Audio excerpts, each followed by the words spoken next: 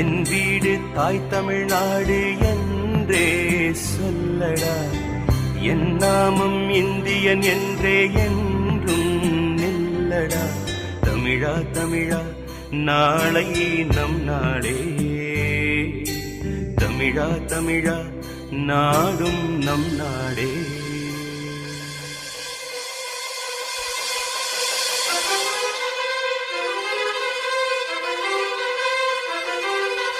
இனம் மாறலாம், குணம் ஒன்றுதான்.